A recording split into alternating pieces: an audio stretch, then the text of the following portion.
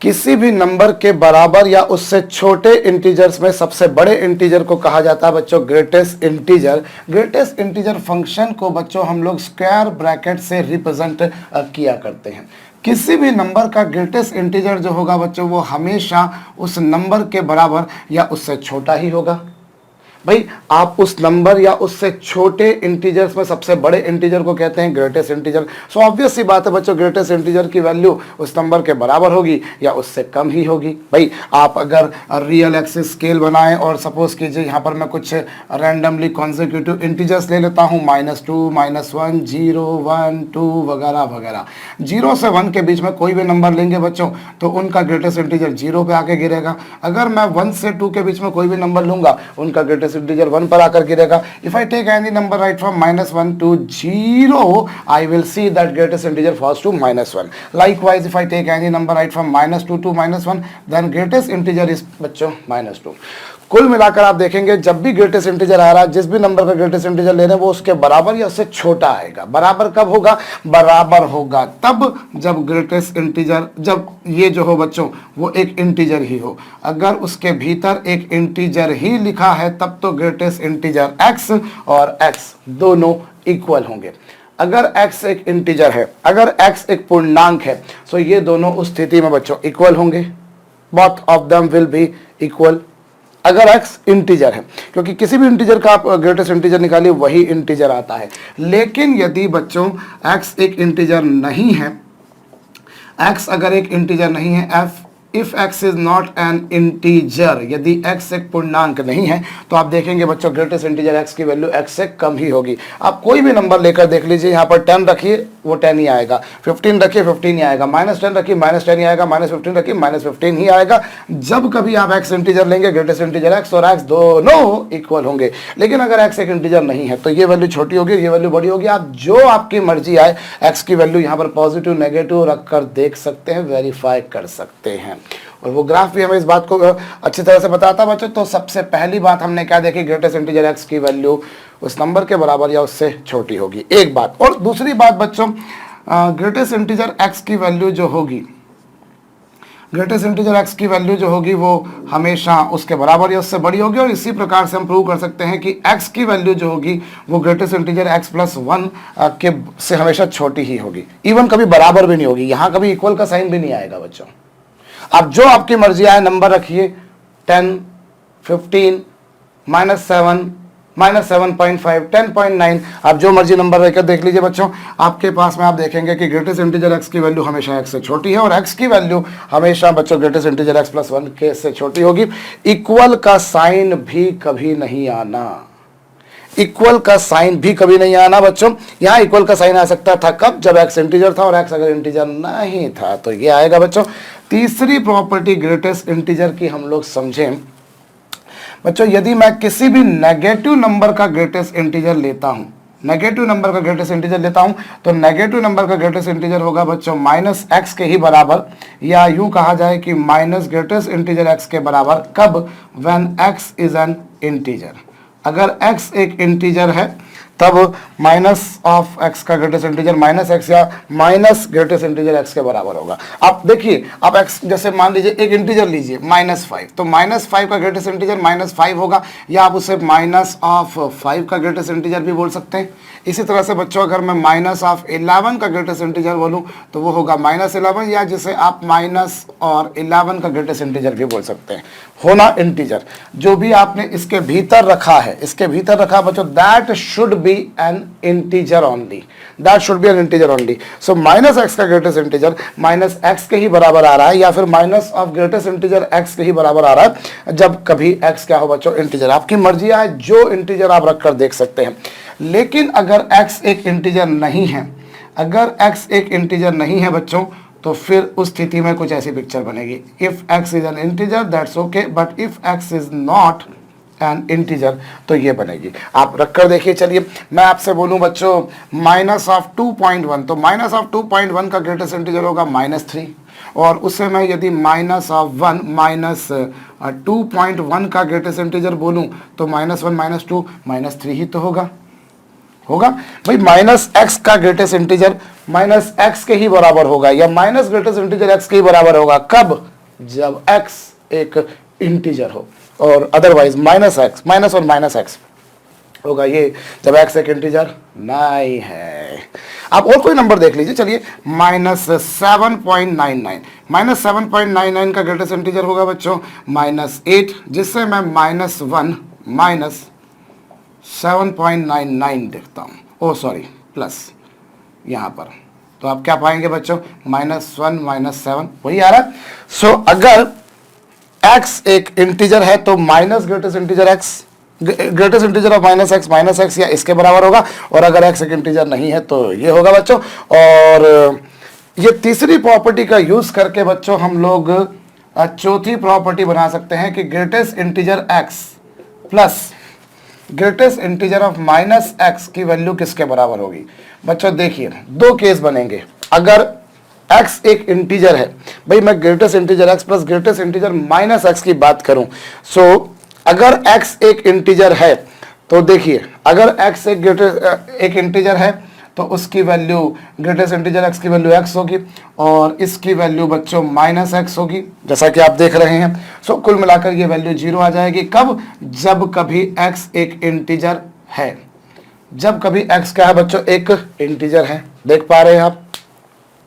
अरे greatest integer x की value कितनी x, कब?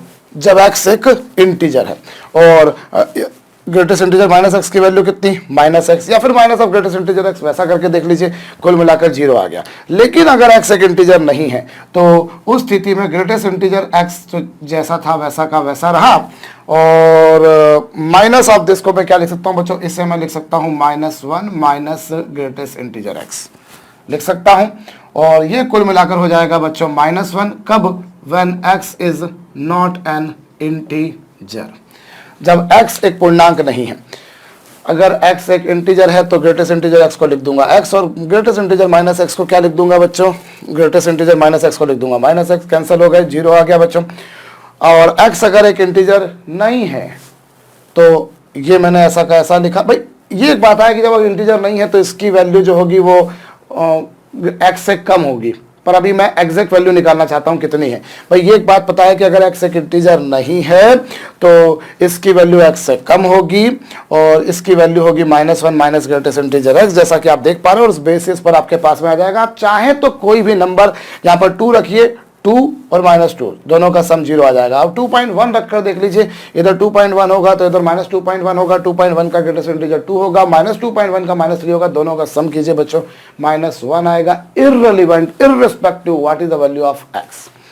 अगला केस बच्चों आपके पास में है कि greatest integer x minus of minus greatest integer x, इसकी वैल्यू के बारे में अगर बात की जाए बच्चों, if I talk about this particular thing, minus करता हूं मैं, तो देखिए अब यहां पर भी वही दो केस, अगर x एक इंटीजर है तो इसकी वैल्यू होगी x, और इसकी वैल्यू होगी बच्चों -x। अगर x एक इंटीजर है तो ग्रेटेस्ट इंटीजर x की वैल्यू x, और इसकी वैल्यू बच्चों -x, और कुल मिलाकर कितना आ जाएगा बच्चों, ये 2x भी बोल सकते हैं, या फिर इसे 2 times of greatest integer x भी बोल सकते हैं, क्योंकि अगर x एक इंटीजर है तो आप x बोलिए या ग्रेटेस्ट इंटीजर x बोलिए, बात तो एक ही है। कब? जब कभी x एक पूर्णांक हो, when x is an integer, but if x is not an integer, if x is not an integer तो ये तो है बच्चों ग्रेटेस्ट इंटीजर x, और ये क्या होगा, greatest integer of minus x को क्या लिखेंगे, greatest integer of minus x को लिखेंगे बच्चों आप 1 माइनस ग्रेटेस्ट इंटीजर x, ये, और ये क्या हो जाएगा बच्चों 2 times of greatest integer x -1। कब? जब x एक इंटीजर नहीं है। आप यदि बच्चों यहां पर x एक इंटीजर नहीं है तो ये तो चलिए एज इट इज लिख दिया, और ये वैल्यू जो होगी बच्चों वो कुछ ऐसी होगी, क्या होगी, -1 minus greatest integer x, sorry क्या होगी ये, एक सेकंड, माइनस ऑफ माइनस, सो ये माइनस माइनस प्लस हो जाएगा, ये भी माइनस माइनस प्लस हो जाएगा। और आप चाहे तो कोई x की वैल्यू आप फ्रैक्शनल रख कर देख लीजिए, 2.5 रखते हैं तो उसका हो जाएगा 2, और इधर 2.5 रखते हैं तो हो जाएगा -3, और कुल मिलाकर 5, और देख लीजिए यहाँ पर भी वही आ रहा है आप वेरीफाई कर सकते हैं बच्चों, अपने मर्जी से कुछ नंबर्स ले कर भी कर सकते हैं। तो ये 5 प्रॉपर्टीज अभी हमने लिखी बच्चों, पहले इनको अच्छी तरीके से नोट डाउन कर लीजिए, अच्छी तरीके से समझ लीजिए, उसके बाद में वीडियो को आगे बढ़ाइए और पहले उसे कॉपी भी कर लीजिए। चलिए अब बच्चों हमने ये तो किसी एक पर्टिकुलर नंबर के बारे में बात करी, किसी एक पर्टिकुलर नंबर के बारे में बात करी बच्चों। अब मैं जो है, अगर 2 नंबर्स मेरे पास में है बच्चों, मेरे पास में कोई 2 नंबर्स हैं, सपोज कीजिए एक नंबर है x और एक नंबर है y, मैं इन दोनों के ग्रेटेस्ट इसे और इसे मैं कंपेयर करना चाहता हूँ। I want to make a comparison between these two, मैं इन दोनों के बीच में बच्चों तुलना करना चाहता हूँ। तो मैं थोड़ा सा सोचूं क्या कर सकता हूँ बच्चों में। अब देखिए इन दोनों में कौन ग्रेटर होगा, कौन स्मॉलर होगा। अब उसके लिए आप क्या कर सकते हैं बच्चों, बेहतर तो ये होगा कि आप कुछ नंबर्स रख कर अपने मर्जी से देख लीजिए। आप अपनी मर्जी से कुछ नंबर्स रख कर देख लीजिए। जैसे कि मैं अगर बच्चों दोनों इंटीजर लेता हूं, अगर x और y दोनों को इंटीजर लेता हूं, तो मैं क्या पाऊंगा, जैसे ये 2 + 3। भाई अगर मुझे देखना इन दोनों में कौन बड़ा है और कौन, भाई ये और ये, इसमें कौन बड़ा है कौन छोटा है। सपोज कीजिए मैंने पहला केस लिया, 1 मिनट के लिए मैंने पहला केस लिया बच्चों कि मैंने x की वैल्यू 2 ले ली और y की वैल्यू 3 ले ली। तो LHS क्या बनेगी, LHS बनेगी 2 + 3 यानी कि 5, यानी कि 5, ये आ गया। चलिए साहब ये तो हो गया LHS। और RHS क्या बनेगी, RHS बनेगी 2 + 3 यानी कि कुल मिलाकर कितना बच्चों, 2 + 3 यानी कि 5। मतलब कुल मिलाकर समरी ये बन गई। समरी तो नहीं कहूंगा, अभी तो शुरुआत ही हुई है कि अगर दोनों इंटीजर हैं, x और y अगर दोनों इंटीजर हैं, तो ये दोनों की वैल्यू सेम आ रही है, आप देख सकते हैं। अब दूसरा केस मैं लेता हूं बच्चों कि अगर x की वैल्यू तो मैं 2 लूं, x की वैल्यू अगर x की वैल्यू 2 ले लेता हूं सपोज कीजिए, और y की वैल्यू मैं ले लेता हूं 3.4, x की वैल्यू मैं 2 ले लेता हूं, y की वैल्यू मैं 3.4 ले लेता हूं, तो LHS क्या बनेगी, LHS बनेगी 2 + 3.4 बनेगी। LHS क्या बनेगी बच्चों, 2 + 3.4 ये आएगी। और इससे मेरे पास में ये आएगा बच्चों 5.4 और इससे मेरे पास में आ जाएगा बच्चों 5। तो LHS की वैल्यू ये आ गई। और RHS में x की जगह पर 2 रखा, y की जगह पर 3.4 रखा। भाई यहाँ x और y दोनों को एक साथ ऐड करके ग्रेटेस्ट इंटीजर बनाया, जबकि यहाँ पर अलग अलग कराया। तो ये बच्चों होगा 2 + 3 यानी कि 5। तो ये दोनों वैल्यूज भी क्या है बच्चों, इक्वल आ रही हैं, ये दोनों वैल्यूज भी इक्वल आ रही हैं। और देख लेते हैं, चलिए यहाँ पर तीसरा केस मैं लेता हूँ बच्चों कि मैं x की वैल्यू को लेता हूं 2.4 और y की वैल्यू को मैं लेता हूं 3।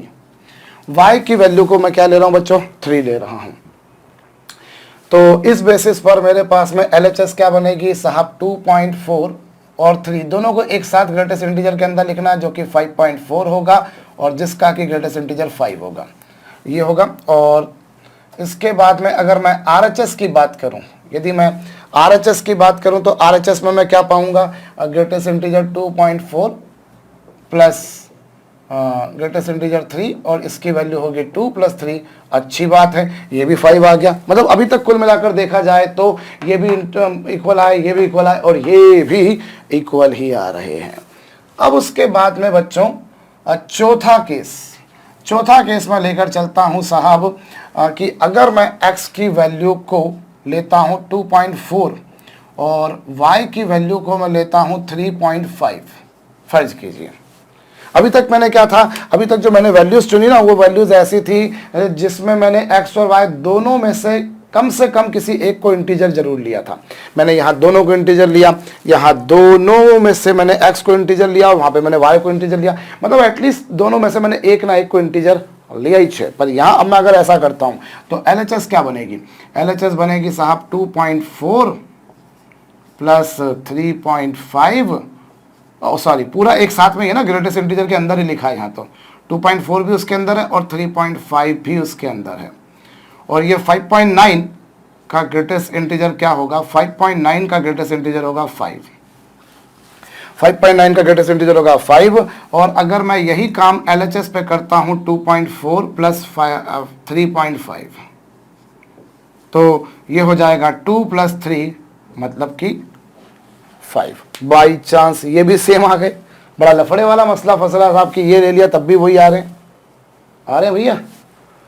और अब मैं पांचवा केस लेता हूं जिसमें मैं बच्चों x की वैल्यू को लेता हूं 2.7 और y की वैल्यू को लेता हूं 3.5 ही रखता हूं, चलिए रखता हूं। सो अब LHS क्या बनेगी, LHS बनेगी 2.7 + 3.5 यानी कि 5.2 ना 5.2 क्यों 6.2 और इसका ग्रेटेस्ट इंटीजर आएगा 6 और राइट हैंड साइड पर 2.7 + 3.5 और ये हो जाएगा बच्चों कितना 2 + 3 यानी कि 5। अब जाकर कुछ अनइक्वलिटी आ रही है, इनइक्वलिटी आ रही है। अभी तक तो क्या था, मैं जो भी कर रहा था सब इक्वल आ रहे थे। अब देखो यहां पर भी इक्वल आए, यहां पर भी आए, यहां पर भी आए, यहां पर भी आए, लेकिन यहां जाकर मुझे दिखा कि नहीं बॉस ग्रेटर है, यहां पर इक्वल है, यहां पर सब जगह इक्वल चल रहे थे। एक और केस ले लें, चलिए मैं एक और केस ले लेता हूं बच्चों। आप छठा केस में लेता हूं। अगर मैं x की वैल्यू को लेता हूं बच्चों 2.5 और y की वैल्यू को मैं लेता हूं बच्चों 3.4, x की वैल्यू को लेता हूं बच्चों मैं 2.5 और y की वैल्यू को मैं ले लेता हूं 3.4 और मैं अब अगर LHS फाइंड आउट करूं तो LHS क्या होगी 2.5 + 3.4 और ये हो जाएगा बच्चों 5.9 और ये हो जाएगा 5। ठीक है साहब। और RHS के बारे में बात की जाए तो 2.5 + 3.4 और बाई चांस यहां पर भी दोनों इक्वल आ गए यार, यहां पर भी दोनों इक्वल आ गए। और मैं एक और केस लेता हूं बच्चों, सातवां केस ले रहा हूं मैं, जिसमें मैं x को ले रहा हूं बच्चों 2.5 और y को मैं लेता हूं बच्चों 3.6। ये ले लेते हैं चलिए।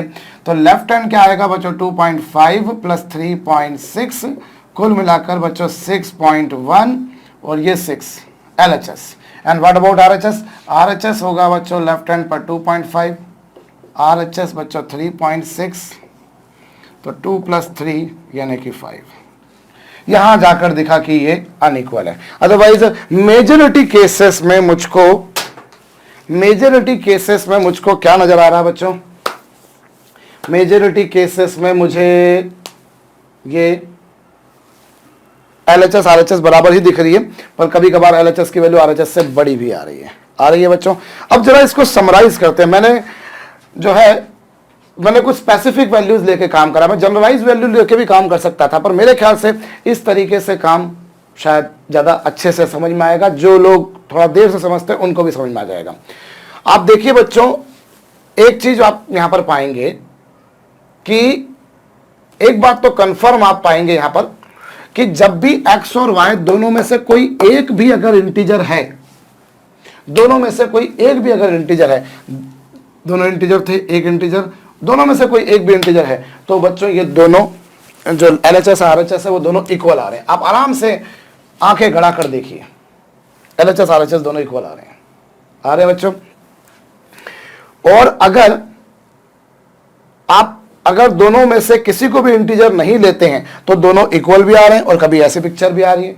अब ये कब पिक्चर इक्वल की आ रही है, कब अनइक्वल की आ रही है, देखकर मेरे ख्याल से समझ में आता है क्या कि अगर मैंने x और y जो लिए उसमें अगर मैंने कुछ ऐसा काम करा कि मैंने जो डेसिमल के बाद का जो पार्ट है अगर उनका सम 1 आ रहा है या 1 से अधिक आ रहा है, अगर उनका सम 1 या 1 से अधिक आ रहा है, तो आप देखोगे कि LHS RHS से बड़ी हो गई। देखिए अभी यहाँ पर डेसिमल 0.4 है, इस केस में जो है आपके पास में डेसिमल वाला पार्ट कितना 0.4 और इसमें कितना 0.5 ये वाला, तो इन दोनों का सम 0.9 आया। तो उस केस में वापस से ये दोनों इक्वल आए। आप देखिए, और यहां पर भी अगर आप इधर भी देखें तो इधर डेसिमल वाला पार्ट है 0.5 और 0.4, तो इन दोनों का सम 0.9 आया, तो भी दोनों इक्वल आए। देखिए, लेकिन अगर डेसिमल और डेसिमल के बाद का जो पार्ट है, अगर डेसिमल और डेसिमल के बाद का जो पार्ट है बच्चों, अगर उसका सम आप देखिए, उसका सम 1.2 आ रहा है, तो उस केस में एलएचएस आरएचएस से बड़ी आ गई। अगर डेसिमल और डेसिमल के बाद का पार्ट जैसे कि 0.5 प्लस 0.6 यानी कि 1.1 अगर ऐसा आ रहा है, तो उस केस में एलएचएस आरएचएस से बड़ी आ रही है। कुल मिलाकर मेरे कहने का मतलब क्या है बच्चों कि यदि एलएचएस की वैल्यू, अगर बच्चों क्या हो रहा है कि अगर ये वैल्यू जो है आपके पास में, आपने जो दो नंबर्स लिए हैं, मैंने बाई चांस पॉजिटिव नंबर लिए, आप अपनी मर्जी से कोई नेगेटिव नंबर भी लेकर देख सकते हो, कोई टेंशन वाली बात नहीं है। नेगेटिव नंबर भी, दोनों नेगेटिव भी ले सकते हो, एक पॉजिटिव एक नेगेटिव भी ले सकते हो, दोनों में से किसी को बड़ा किसी को छोटा ले सकते हो, कोई टेंशन वाली बात नहीं बच्चों। यू पीपल विल फाइंड कि अगर डेसिमल और डेसिमल के बाद के पार्ट का सम 1 से छोटा आ रहा है, ये 1 से छोटा है, तो आप देखेंगे ये एलएचएस आरएचएस इक्वल है। अगर डेसिमल और डेसिमल के बाद के पार्ट का सम कोई भी, आप जो आपकी रैंडमली आपके मर्जी में दिमाग में आ रहा है आप वो ले लीजिए बच्चों, अगर वो पार्ट का सम जो है वो 1 या 1 से छोटा है तो एलएचएस आरएचएस का जो है वो इक्वल है। लेकिन अगर डेसिमल और डेसिमल के बाद के पार्ट का सम अगर बच्चों 1 या 1 से अधिक आ जाता है, जैसे यहाँ पे 1.2 आ रहा है, तो एलएचएस आरएचएस से बड़ी है, और इस केस में भी एलएचएस आरएचएस से बड़ी ही आ रही है। तो कुल मिलाकर समरी है बच्चों कि ये जो वैल्यू है बच्चों वो हमेशा इससे बड़ी होगी। This value will be greater than और equal to this too. Equal कब होगी? जब ये जो दोनों नंबर्स हैं बच्चों, इन दोनों नंबर्स का में से कोई एक भी अगर इंटीजर बन जाए, या ऐसा भी हो सकता है कि दोनों में से कोई एक अगर जीरो भी हो जाए, हालांकि जीरो भी तो अपने आप में एक इंटीजर ही है, अगर दोनों में से कोई एक जीरो भी हो जाएगा तब भी ये पिक्चर लगेगी बच्चों।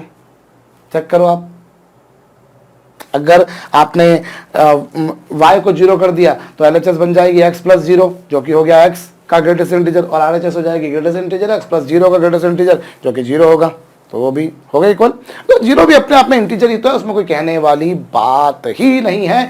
सो मैं कुल मिलाकर क्या पा रहा हूं बच्चों, मैं ये पा रहा हूं कि एलएचएस आरएचएस दोनों इक्वल होंगे तब जब दोनों में से कोई एक भी अगर इंटीजर है, तो फिर भले वो पॉजिटिव हो या नेगेटिव इंटीजर हो, या फिर अगर डेसिमल और डेसिमल के बाद का पार्ट, डेसिमल और डेसिमल के बाद के पार्ट्स का जो सम है बच्चों, अगर वो 1 से कम आ रहा है तो दोनों इक्वल आएंगे। अब जो मर्जी आए, मैंने 2.4 लिखा, आप 2.3 कर लीजिए, 3.6 कर 3.6 कर लीजिए, आप नंबर रख कर देख लीजिए, हमेशा यही पिक्चर आएगी। लेकिन अगर डेसिमल और डेसिमल के बाद का पार्ट का सम बच्चों जो है, अगर वो 1 से बड़ा आ रहा है, उन दोनों का सम जैसे 0.7 0.8 इंक्लूडिंग डेसिमल, यानी कि केवल आप 7 + 5 कर दें, फिर तो हर किसी केस में 1 से बड़ा हो जाएगा, फिर तो कोई बात ही नहीं है बच्चों।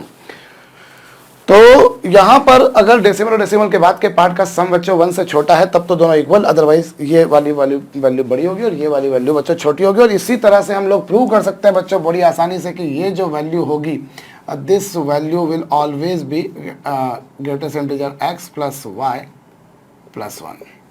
ये भी आप प्रूव कर सकते हैं बच्चों। अभी जो है मैंने क्या प्रूव किया, मैंने प्रूव किया ये, मैं चाहूं तो बच्चों उससे भी प्रूव कर सकता हूं। तो ये ग्रेटेस्ट इंटीजर x की बच्चों या ग्रेटेस्ट इंटीजर फंक्शन की अगली प्रॉपर्टी है, इससे जरूर से आप लोग बच्चों नोट डाउन कर लीजिएगा। चलिए हम लोग अगली प्रॉपर्टी में, ये भाई अब जैसे मैंने यहां लिया वैसे ही आप यहां पर भी करके देख सकते हैं, यहां पर भी ये चीज करके देख सकते हैं बच्चों। आप x और y को दो अपने मर्जी से नंबर्स लेते चलो, आपका काम हो जाएगा। You can approach in that way. अभी भाई जो ये आपने नंबर्स दिए, अब LHS RHS इनको लेके करके देख लीजिए, ये मिल जाएगा बच्चों। तो चलिए ये आपके पास में बच्चों ग्रेटेस्ट इंटीजर की अगली प्रॉपर्टी थी। ये जस्ट मैंने वैल्यूज लेकर इसलिए काम करा है, हालांकि बच्चों में यहाँ पर जो है जनरलाइज वे में काम कर सकता था, पर मैंने अभी स्पेसिफिक वे में काम करना पसंद करा ताकि समझ में जल्दी आ जाए बच्चों। अगली प्रॉपर्टी बच्चों यहाँ पर हमारे पास में एक और है कि greatest integer x plus y, surely greatest integer x, एक मिनट सॉरी, मैं अगर भाई अभी आपने देखा कि अगर x और y दोनों में से कोई एक भी अगर इंटीजर है तो ये दोनों इक्वल होते हैं। तो व्हाट आई कैन से कि greatest integer x plus greatest integer y, sorry greatest integer n की value greatest integer x plus greatest integer n के बराबर होगी, बशर्ते n क्या हो, एक इंटीजर। n एक इंटीजर हो, और आपको ये पता है बच्चों कि greatest integer x plus n को मैंने लिखा greatest integer x plus greatest integer n, और अगर n एक इंटीजर है तब तो फिर वो n ही होगा बच्चों, तब तो वो क्या होगा, वो n ही होगा। तो आप लिख सकते हैं अगर x में, मतलब आपने अगर किसी नंबर में, यदि आपने किसी नंबर में बच्चों किसी इंटीजर को जोड़ दिया, यदि आपने किसी नंबर में बच्चों किसी इंटीजर को जोड़ दिया किसी नंबर में आपने इंटीजर को, तो उस केस में क्या होगा बच्चों, आपने देखा कि दोनों में से अगर एक भी नंबर इंटीजर था तो वैल्यू इक्वल ही आ रही थी। भाई आपने अभी देखा greatest integer x plus y की वैल्यू जो होगी वो greatest integer x plus greatest integer y के बराबर या उससे बड़ी होगी। यह भी आपने देखा कि भाई यहाँ पर y का काम कौन कर रहा है, y का काम कर रहा है यहाँ पर n, तो greatest integer x plus greatest integer y की value greatest integer x plus greatest integer y के बराबर या उससे बड़ी होगी। बराबर कब होगी बच्चों, जब दोनों में से कोई इंटीजर हो। मैं ये नहीं कह रहा हूं कि केवल तभी बराबर होगी जब दोनों में से कोई एक इंटीजर हो, यहां पर भी तो बराबर आई थी, ऐसा नहीं मैं कह रहा हूं कि जब दोनों इंटीजर हो या दोनों में से कोई एक इंटीजर हो तभी बराबर होगी। मैं तो ये कह रहा हूं कि दोनों में से कोई एक भी अगर इंटीजर है तो बराबर होगी। अदरवाइज और भी केसेस है जिसमें इंटीजर है, और भी केसेस है जिसमें इंटीजर है भाई, जब डेसिमल और डेसिमल के बाद का पार्ट, जिसे आप लोग कहते हैं फ्रैक्शनल पार्ट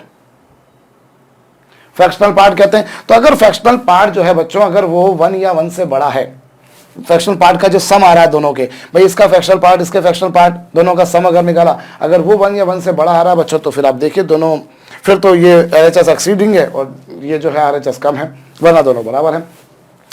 तो अभी आपने क्या देखा, greatest integer x plus y greatest integer x plus y से बड़ा होगा, और अगर n एक इंटीजर है तब तो ये n ही हो जाएगा। तो कुल मिलाकर ये आ जाएगा बच्चों, मतलब अगर मैं किसी नंबर में किसी इंटीजर को जोड़ दूं और फिर मैं ग्रेटेस्ट इंटीजर निकालूं तो वो कुछ ऐसा होगा। जैसे एग्जांपल के तौर पे मैं बताऊं आपको, मैं आपसे बोलूं साहब 3.1 प्लस 2 का ग्रेटेस्ट इंटीजर, तो मैं अगर उसे 3.1 प्लस 2 लिखूं तो कोई दिक्कत वाली बात नहीं है। क्यों नहीं है? क्योंकि आप इसका भी ग्रेटेस्ट इंटीजर निकालेंगे 5 आएगा, इसका भी 3 प्लस 2 5 ही आएगा। जैसे अगर मैं बोलूं आपसे 5.9 माइनस 1, तो उसे मैं अगर 5.9 माइनस 1 भी लिखता हूं तो भी क्या दिक्कत, भाई यहाँ पर n नेगेटिव है, उसमें क्या टेंशन, मैंने बोला n इंटीजर होना, पॉजिटिव हो नेगेटिव हो इररिलेवेंट। आप देखिए इसकी वैल्यू आएगी 4 और इसकी वैल्यू 5 माइनस 1 4, वही आ रही है बच्चों, वही आ रही है। तो that is not a thing which does matter to us बच्चों। अगर दोनों में से कोई एक भी इंटीजर हो गया तो वो वैल्यू इसके बराबर होगी। तो ये अगली प्रॉपर्टी बच्चों, ये एक प्रॉपर्टी ये हो गई आपके पास, एक प्रॉपर्टी ये हो गई है। इस पर बेस्ड एक हम लोग सम करते हैं बच्चों, मैं एक सम दे रहा हूं आपको इसी पर बेस्ड एक सम कीजिएगा आप लोग। आपको गिवन है साहब, इफ y इज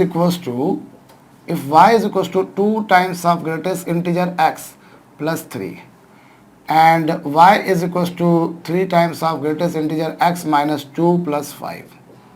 आपको ये गिवन है, बच्चों, और आपसे पूछा है greatest integer x plus y की वैल्यू। जरा वीडियो को रोक करके कीजिए, देखिए अब क्या होगा बच्चों। यहां पर हम लोग जो है भाई, आपको जो पहली इक्वेशन, जो सेकंड इक्वेशन दे रखी है, सेकंड इक्वेशन जो दे रखी है बच्चों, उसे मैं लिख सकता हूं y 3 times of greatest integer x minus 2। मैं इसे ऐसा लिख सकता हूं या नहीं? क्यों? क्योंकि यहां पर जो n था बच्चों वो एक इंटीजर था। देखिए आप greatest integer x plus y को डायरेक्टली इसके बराबर नहीं कर सकते, बराबर करने के लिए कंडीशन है अगर दोनों में से कोई एक इंटीजर है तब वो उसके बराबर होगा, या फिर अगर इन दोनों के फ्रैक्शनल पार्ट्स का सम 1 से छोटा है तब वो बराबर होगा, अदरवाइज तो नहीं होगा, भैया, ये आप जानते हो। तो अभी चूंकि यहां पर n एक इंटीजर था, इसलिए मैं greatest integer x plus y को लिख सकता हूं greatest integer x plus y, अलग कर सकता हूं बच्चों, जो मैंने अभी यहां पर किया वही, और प्लस 5 तो है ही सही। अब ये क्या हो जाएगा, 3 times of greatest integer x minus 3 2 6 plus 5। और ये क्या हो गया 3 times of greatest integer x minus 1। सो ये सेकंड इक्वेशन जो है बच्चों वो ये इस फॉर्म में आ चुकी है। ये जो सेकंड इक्वेशन थी आपने 3 times of greatest integer x minus 3 2 6 इस तरह से कर दिया, ये आ गई। और फर्स्ट इक्वेशन ये। अब आप इन दोनों इक्वेशन को साइमल्टेनियसली सॉल्व करो। You just solve these two equation simultaneously. जब आप इन दोनों इक्वेशन को सॉल्व करने जाओगे आपके पास में सेकंड इक्वेशन जो थी बच्चों उसको मैंने चेंज कर लिया। और क्या लॉजिक अपनाया मैंने? लॉजिक ये अपनाया है कि यहां पर x प्लस एन की फॉर्म है, और अगर दोनों में से कोई एक भी इंटीजर है तो आप ऐसा लिख सकते हो। एक्चुअली आप इसको इसके बराबर या इससे अधिक होगा, n बीइंग एन इंटीजर, ये हो जाएगा। तो ये हो चुका बच्चों। अब आप एक काम कीजिए, इसमें से इसको माइनस कर दीजिए। जब इसमें से इसको आप माइनस करेंगे तो y से y क्या हो जाएगा बच्चों? कैंसल। और ये आ जाएगा greatest integer x minus 4 is equal to 0। So that बच्चों ग्रेटेस्ट इंटीजर x की वैल्यू आ गई 4। ग्रेटेस्ट इंटीजर x की वैल्यू कितनी आ गई बच्चों? 4 आ गई। अब ये जो ग्रेटेस्ट इंटीजर x की वैल्यू आई है, you put this value of greatest integer x into any of these two equation. मैं इसे फर्स्ट इक्वेशन में रख देता हूं। तो फर्स्ट इक्वेशन में रखता हूं तो y equal to 2 times of greatest integer x जिसकी वैल्यू आई है 4 प्लस 3 जो हो चुका बच्चों 2 4 जा 8 प्लस 3 यानी कि 11। सो y की वैल्यू आ गई बच्चों 11। y की वैल्यू क्या आ गई बच्चों? 11 आ गई। और ग्रेटेस्ट इंटीजर x की वैल्यू कितनी आ गई बच्चों? 4 आ गई। अब आपसे किसकी वैल्यू पूछिए? आपसे तो वैल्यू पूछिए साहब greatest integer x plus Y. अब आपको एक बात पता है बच्चों कि इसे आप लिख सकते हो greatest integer x plus Y. क्यों लिख सकते हो? क्योंकि आपको पता है y की वैल्यू एक इंटीजर ही है। You have calculated value of y यार, आप y कैलकुलेट कर चुके हो। और इतनी तो अकल आपको शुरुआत में लग जाना चाहिए थी कि y एक इंटीजर ही आएगा। बिकॉज अगर मैं इन दोनों इक्वेशंस को देखूं तो मैं देखूंगा बच्चों y is equal to 2 times of greatest integer जो कि एक इंटीजर होगा। तो 2 टाइम्स ऑफ इंटीजर मतलब एक integer, plus 3 will be N integer मतलब y एक इंटीजर है। या यूं समझिए कि 3 टाइम्स ऑफ दिस, अब 3 टाइम्स ऑफ दिस भी बच्चों एक इंटीजर ही है ना भाई। अंदर x माइनस 2 लिखा है, x माइनस 2 की वैल्यू फ्रैक्शनल हो सकती थी लेकिन x माइनस 2 का ग्रेटेस्ट इंटीजर एक इंटीजर होगा। सो 3 into integer will be N integer plus 5 will be N integer मतलब y एक इंटीजर ही है। ये आपको शुरुआत में प्रश्न को देखकर ही समझ में आ जाना चाहिए था। अब चूंकि y एक इंटीजर है इसलिए आप greatest integer x plus N को greatest integer x plus n लिख सकते हो। और आपसे तो ये पूछा है मतलब आप इसको ऐसा लिख सकते हो। और ग्रेटेस्ट इंटीजर x की वैल्यू 4 है और y की वैल्यू 11 है। सो दैट वैल्यू कितनी आएगी बच्चों? 15। I repeat, greatest integer x plus N को आप लिख सकते हो greatest integer x plus N बशर्ते n एक इंटीजर हो। आपने मल्टीप्लाई करा, आपके पास में सेकंड वाली इक्वेशन इस तरह से हो गई, फर्स्ट वाली इक्वेशन। दोनों को साइमल्टेनियसली सॉल्व कर लो, x और y की वैल्यू निकाल दो, उसके बाद में greatest integer x plus y निकाल दो। सो आपने y की वैल्यू निकाल दी बच्चों। You put this value of greatest integer x into any of this two equation, first में सेकंड में जिसमें मर्जी रख दीजिए। उसके बाद में इसको आप ऐसा लिख सकते हो क्योंकि y एक इंटीजर था। इस बेसिस पर आपके पास में ये आ जाएगा बच्चों। तो ये आप जरूर लिख लीजिएगा बच्चों। अगली प्रॉपर्टी बच्चों, जैसे हम लोगों ने अभी ग्रेटेस्ट इंटीजर के बारे में बात करी, सो लगे हाथों बच्चों मैं आपको फ्रैक्शनल पार्ट के बारे में बताऊं। आप अगर ठीक इसी प्रकार से अगर x प्लस एन का फ्रैक्शनल पार्ट देखेंगे तो x प्लस एन का फ्रैक्शनल पार्ट क्या होगा? x प्लस एन का फ्रैक्शनल पार्ट होगा बच्चों x plus N minus greatest integer of x plus N. भाई अभी आपको पता है कि किसी भी नंबर का फ्रैक्शनल पार्ट कैसे डिफाइंड होता है। किसी भी फ्रैक्शनल पार्ट का किसी भी नंबर का फ्रैक्शनल पार्ट किस तरह से डिफाइन होता है बच्चों? फ्रैक्शनल पार्ट डिफाइन होता है fractional part x is equal to x minus greatest integer x। ये लीजिए है बच्चों। सो यहाँ x का काम कौन कर रहा है? x plus N. यहाँ भाई x का काम कर रहा है x प्लस एन। आपको x का फ्रैक्शनल पार्ट लिखना होता है तो आप ऐसा लिखते हो, तो x प्लस एन का लिखना होगा तो आप ऐसा लिखोगे। अब उसके बाद में ये क्या होगा बच्चों? ये होगा x प्लस एन माइनस, अब आप इसको क्या लिखेंगे बच्चों? Greatest integer x plus N. इसे आप लिखेंगे greatest integer x plus N. क्यों? क्योंकि n एक इंटीजर है, जबकि ये गिवन है कि आपको x प्लस एन का फ्रैक्शनल पार्ट बताना है। While it has been given that n is an integer है। लिख दिया, n से n कैंसल हो गया, आ गया x minus greatest integer x। और वो क्या है बच्चों? x मतलब कहने का ये है बच्चों कि किसी नंबर में अगर आपने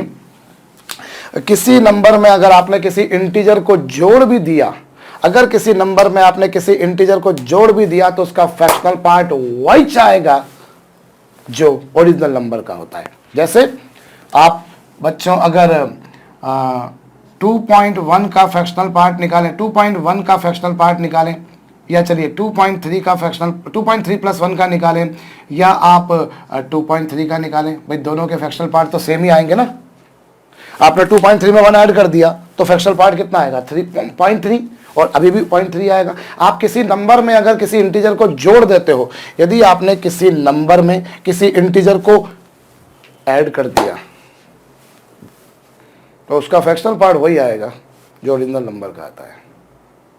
चेक कर लीजिए, आप माइनस कर दीजिए तब भी वही। भाई number n is an integer, may be positive may be negative. तो x प्लस एन का फ्रैक्शनल, भाई किसी नंबर x का फ्रैक्शनल पार्ट होता है x minus greatest integer x, तो x प्लस एन का होगा बच्चों x plus N minus greatest integer x plus N, और n बीइंग एन इंटीजर आप इसे ऐसा लिख सकते हो, n से n कैंसिल होने के बाद में ये आपके पास में आ जाएगा बच्चों। इसे जरूर नोट डाउन कर लीजिएगा। और मैं अब इसी पर, पहले ये कॉपी भी कर लीजिएगा बच्चों, इसी पर बेस्ड एक सम मैं आपको दे रहा हूं बच्चों। आपसे कहा गया है कि प्रूव कीजिए साहब greatest integer x, sorry greatest integer x plus आप लीजिएगा साहब r की वैल्यू 1 से लेके 100 तक, और x plus r fractional part upon 100। इसको आपको प्रूव करना है बच्चों x। वीडियो को पॉज करके कीजिए बच्चों। अब क्या करोगे आप यहां पर, हाँ यहां पर स्क्वायर ब्रैकेट x क्या रिप्रेजेंट कर रहा है, ग्रेटेस्ट इंटीजर फंक्शन को। स्क्वायर ब्रैकेट x बच्चों रिप्रेजेंट कर रहा है ग्रेटेस्ट इंटीजर x को, और फ्रैक्शनल पार्ट रिप्रेजेंट कर रहा है बच्चों फ्रैक्शनल पार्ट को। तो देखिए आप पहले तो इस प्रॉब्लम का मतलब समझ जाइए भैया। LHS लीजिए, ग्रेटेस्ट इंटीजर x तो चलिए समेशन के बाहर है, लेकिन बाकी जो कुछ लिखा है बच्चों उसका मतलब क्या, भाई ये सिग्मा का मतलब क्या होता है, सम करना, ऐड करना, जोड़ना, समेशन करना, योग करना। सो अब क्या करेंगे आप, अब आप करेंगे बच्चों ये कि आप पहले r की जगह 1 पुट करेंगे अपॉन 100, ठीक साहब। फिर r की जगह आप 2 पुट करेंगे अपॉन 100, ठीक साहब। फिर r की जगह क्या पुट करोगे, 3 पुट करोगे अपॉन 100, ठीक साहब। और इस तरह से आप r की वैल्यू क्या पुट करोगे बच्चों 100 और अपॉन 100, ठीक साहब। ये आपके पास में पूरी प्रॉब्लम बनकर आएगी, ये आपके पास में पूरी प्रॉब्लम बनकर आएगी बच्चों। क्या प्रॉब्लम बनकर आई, आपने r की जगह पर 1 पुट किया तो x प्लस 1 हुआ, r की जगह पर 2 पुट किया x प्लस 2 हुआ। भाई आपको r ये जो लिमिट है कहां से कहां तक जा रही है, r की जो लिमिट है बच्चों वो 1 से लेकर 100 तक जा रही है। r की जगह 1 पुट कर दिया, ठीक साहब, प्लस करा, 2 पुट किया, ठीक साहब, 3 पुट किया, प्लस किया, एंड लाइक वाइज चलेंगे। ये कुछ आएगा बच्चों। और अगली स्टेप में मैं इसे ग्रेटेस्ट इंटीजर x, और अभी थोड़ी देर पहले हम लोगों ने देखा बच्चों कि x प्लस एन का किसी नंबर में अगर आपने किसी इंटीजर को जोड़ भी दिया तो उसका फ्रैक्शनल पार्ट वही आता है जो ओरिजिनल नंबर का होता है, और उस बेसिस पर मैं इसे कह सकता हूं fractional part x upon 100 plus fractional part x upon 100। क्यों, क्योंकि अगर मैंने x में 1 ऐड कर भी दिया तब भी फ्रैक्शनल पार्ट वही होगा, मैंने 2 ऐड कर दिया तब भी फ्रैक्शनल पार्ट वही होगा, मैंने 3 ऐड कर दिया तब भी फ्रैक्शनल पार्ट वही होगा, और मैंने इसी तरह से बच्चों अगर 100 ऐड कर भी दिया तब भी फ्रैक्शनल पार्ट वही होगा।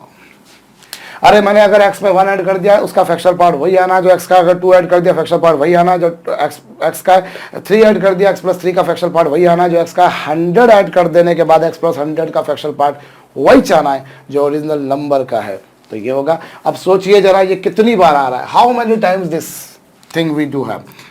Simple, we people have this thing 100 times. मेरे पास में कितनी बार है बच्चों, 100 बार है। क्यों 100 बार है भाई, यहाँ 1 2 3 से लेकर 100 तक, मतलब आपने पहले 1 पुट किया, फिर 2 पुट किया, फिर 3 पुट किया, फिर 4 पुट किया, फिर 100 पुट किया, 100 बार ही पुट किया ना, तो इसीलिए 100 टाइम्स हो जाएगा। और 100 से 100 कैंसल हो जाने के बाद greatest integer x plus fractional part x आएगा, और इन दोनों का सम लाजमी है x होगा। आप ऐसे भी सोच सकते हो और वैसे नहीं सोच सकते जैसा मैं सोच रहा हूं, तो साहब ये लीजिए फ्रैक्शनल पार्ट x को आप लिख सकते हो x minus greatest integer x। भाई फ्रैक्शनल पार्ट x को आप लिख सकते हो x minus greatest integer x। ये दोनों कैंसल हो जाएंगे और बचेगा क्या बच्चों, x। और वही तो मेरे को प्रूव करने के लिए कहा गया था।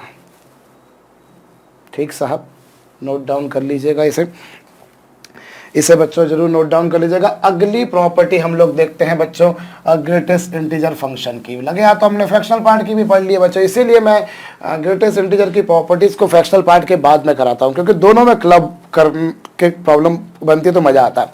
वरना मैं अगर वही बुकिश पैटर्न में चलूं कि पहले ग्रेटेस्ट इंटीजर फंक्शन पढ़ लिया, अब उसकी प्रॉपर्टीज पढ़ ली, तो वो कहीं ना कहीं मन को कचोटता है, थोड़ा सा मजा नहीं आता उस चीज में। अपना अपना स्टाइल होता है, मेरा ये स्टाइल है। हमारे पास में बच्चों ग्रेटेस्ट इंटीजर x की अगली प्रॉपर्टी है।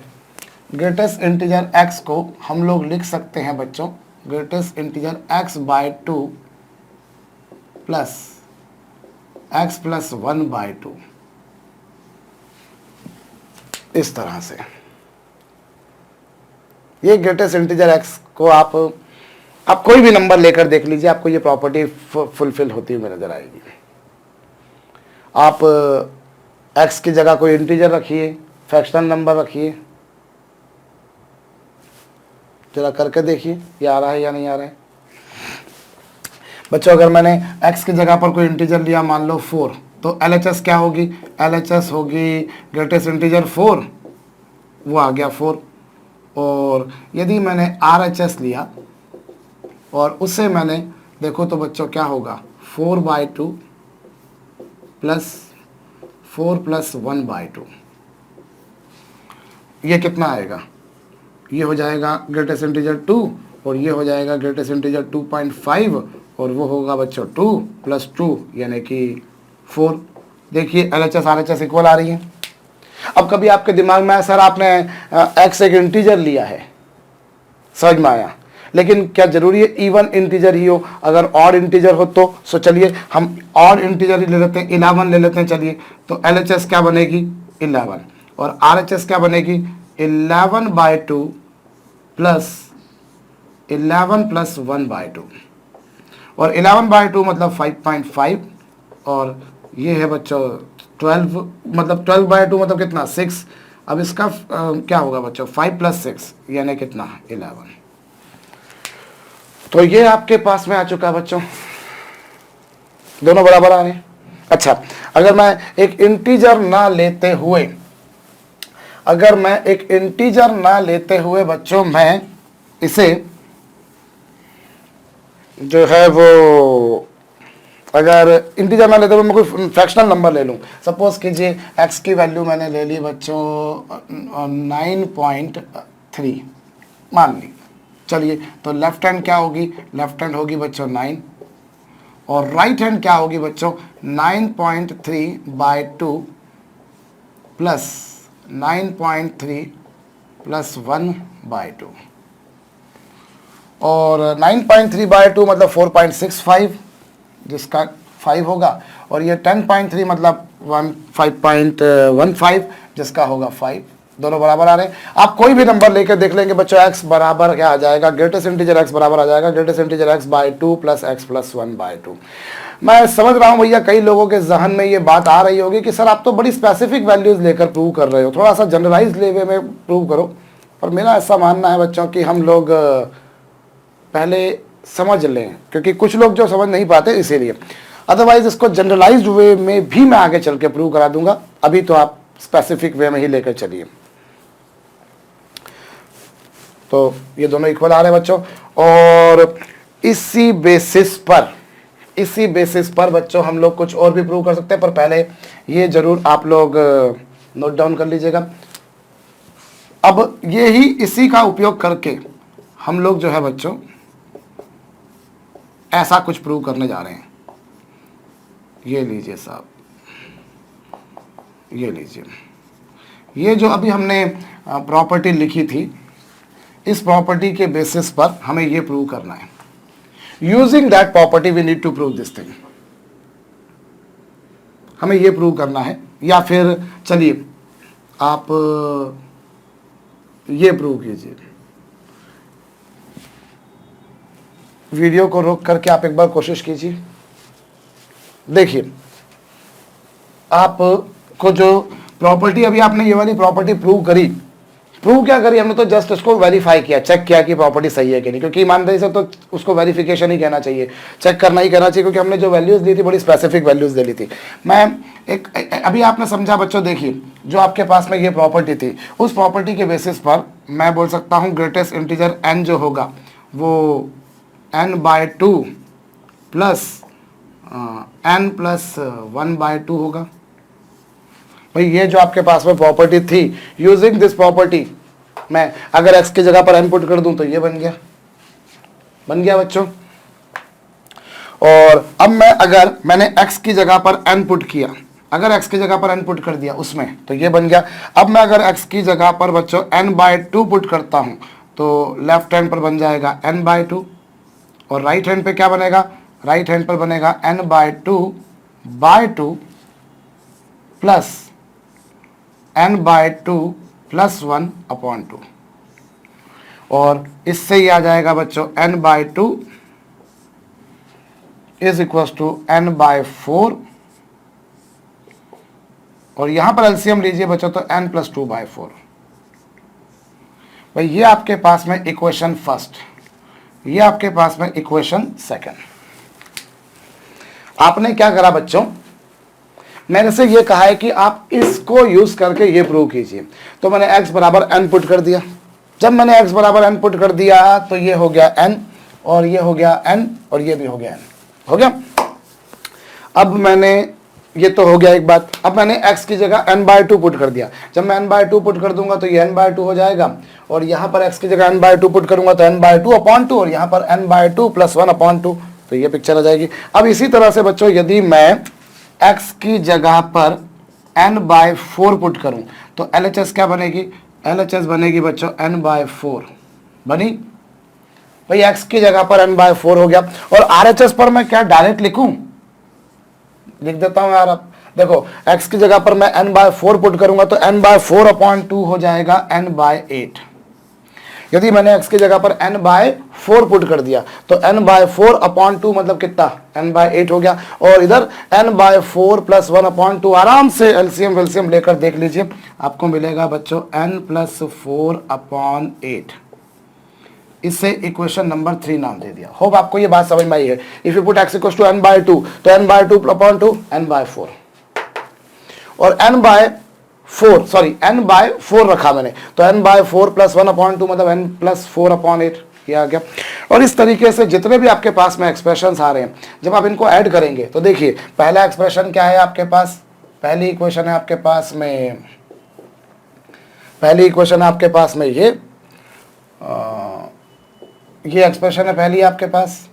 दूसरी क्या है, दूसरी है बच्चों n/2 = n/4 + n+2/4, ये दूसरी इक्वेशन थी। भाई पहली इक्वेशन ये आई, दूसरी इक्वेशन ये आई, और तीसरी इक्वेशन आपने ये करी तो n/4 = n/8 प्लस n+4/8,